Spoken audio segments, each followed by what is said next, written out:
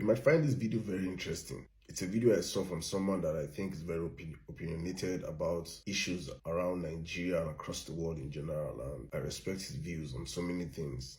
I might not necessarily agree with all of them, but I love to see someone that have an opinion on things. But let's watch the video. There's no voting your way out of this. It's violent revolution or slavery. And I'm saying it so you won't say, oh, no one said it. There's no voting your way out of this. I've seen it. Multiple people have sent it to me. I've seen the video of the Northern Imam telling how Tinubu put out 500 billion naira. Do you know how much that is in dollars? 500 billion naira. For a lot of people, they don't know how to quantify value unless they use dollars, because dollar is the global currency, right? That's $365 million. Let's round it up to 366. The current president of Nigeria is creating a one-party system, is forcing everyone into the one-party system. Anyone who's not part of his political party, any governor, any senator, anyone who's not part of his political party, if you refuse to join, the downfall is the people you represent will suffer. Any governor that refuses to join his political party does not get allocation of funds for his state. All of this man put aside 366 million United States dollars to give to Islamic leaders. That is to northern imams. This is not the amount for pastors. This is just for the Muslim leaders. Then imagine how much the pastors are going. The only reason we know of this is because one of the people who was given the money said, no, I'm not going to take it. And he has come out and he has told his people, this is what I was offered. This is what I was told. The whole sum is 500 billion naira, which is $366 million.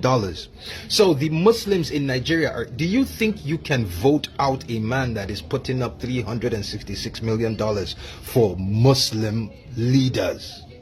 This is just the money for the Muslim leaders. This is not the money that he's going to spend on the northern populace. Now talk about the eastern leaders and the money he'll spend on the eastern populace. The southern leaders, the money he'll spend on the southern populace. The middle belt, the money he'll spend on the populace. Collectively, we're looking at over $1 billion in, what's 1 billion? At least $2 billion in bribe money. That's what we're looking at. This is for northern only, Hausa leaders, Hausa imams, not leaders, imams, religious. This is like, for those of you who don't know what an imam is, that's like a Muslim pastor. You cannot vote out. You're not, I don't see any, the fastest bill signed in Nigerian history was the elections bill that they came out and admitted what the Congress signed. The bill that Congress signed is not what was passed into law, and that was the fastest bill signed in Nigerian history, a bill that guarantees he can cheat. And he's given away $366 million to Muslim pastors for them to bribe their people to follow him, to vote for him. And you think you're going to vote this man out? Let me explain something to you Nigerians. Unless you're willing to stand up and pick up weapons and see the end of this man or your own death, understand that you will die as a slave. Your children will die as slaves. Your grandchildren will die as slaves. Make your fucking choice. You heard this young man, you heard everything he had to say, and it might sound like doomsday prophecy, right? But he's exactly telling Nigerians the very hard truth. Although I might not agree in everything he has said here, but the core messaging he's passing out here is actually the truth. So for those that have sent me this video asking me, what do you think about this?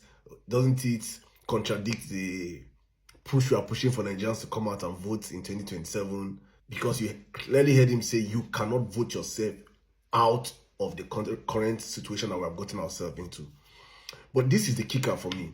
And this is exactly why I am a very huge proponent of the rig and buy method of elections going into 2027.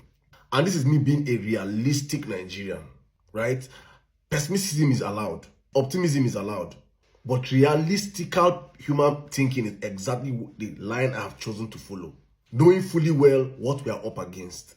Knowing fully well that we are up against a man. I've always insisted on my platforms when I speak, I say Tinubu is like stage 4 cancer. Tinubu does not come and go. Tinubu comes and stays. That has always been my messaging to even the Arewa community, to our Southwestern community, to the Igbo community, to all the communities I kept up. If you watch my videos, I've been saying this consistently. Tinubu does not come and go. He comes and stays. Tinubu has a third-term agenda, which I'm going to release a video on for you guys to see. It's already playing out already. So he has not even won second term. He's already going for third term. Do you think he's consolidating all this power just for second term? No. There is an infinity agenda with the man. And so, while I understand what our brother is saying here, I am not just one that will say the only way we can do it is pick up right arms and this and that. No. I'm trying to show Nigerians the only realistic way out of this mess. He said the only realistic way is for us to pick up these arms and that. I don't believe that. Why? Because I know that is not going to ever happen. It is not something that can happen. Why? Because Tinubu understands the semantics that has held Nigeria the way we are today. That we are highly divided along tribal and religious lines. He has implemented that carrot stick of divide and rule, which is perfectly at play in the polity right now. So you cannot have a united Nigeria in purpose. But one thing that we can all agree in Nigerians is that Tinubu has been an abject failure. And one thing that we all agree in Nigeria also is that there is no day in the Nigerian system that I believe that Nigerians will just wake up one day and say, a revolution now. I actually believe, I've been saying that, I've been pointing towards this direction, and I actually believe that the pathway out of this is an outright revolution. If we are heading towards that direction now, that we might have to wake up one day and Nigerians say enough is enough. But when I look at we might have to, is it a realistic target for Nigerians? Do Nigerians look like people that are willing to go way and above to do these things we are thinking? I don't think we are. I wish I could be proved wrong, but I don't think we are. For so many reasons, including the poverty level, which they have weaponized. They have weaponized religion, they have weaponized tribe, they have weaponized the economy, they have weaponized every single thing. And when you have a society that have been highly weaponized, it is difficult for that society to come together and achieve something. So here's what I propose. What I propose is simple. That there's only one single day that I know and I believe that millions of Nigerians will be outside with one common purpose. And that day is the presidential elections. Millions of Nigerians will be outside across the 36 states for one common purpose. And that purpose is to vote in a leader. How do we weaponize that day to be a day that we can turn actually out to becoming a ballot revolution is what we should start sitting down and talk about right now.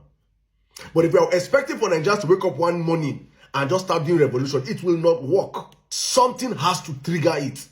And for me, the trigger should be a consensus of Nigerian voices, like inclusive of this our brother right now and any other voices, rising up to putting all our effort towards making sure that the next elections is an election that it will be glaring to the blind and to audible to the deaf that Tinubu has been rejected at the polls. Then any effort to rig the elections should transmit automatically into Nigerians already out there on the street defending their votes. That is how we can get a ballot revolution. But if we're expecting any Nigerians just wake up one morning and hit the street or pick up arms, it's not possible. So there must be a trigger for a revolution to happen in Nigeria. And for me, the only trigger I can see is the next elections. And that is why I'm still talking about it, so that there is nobody announcing that I did not hear. Let us all come out in our numbers, put our efforts together, and make sure that we vote out Tinubu. Then let him resist our vote. Then we can now weaponize the people to reject whatever him and his so-called gang of riggers are planning. That is the only way forward for us, in my own opinion. Let me hear yours.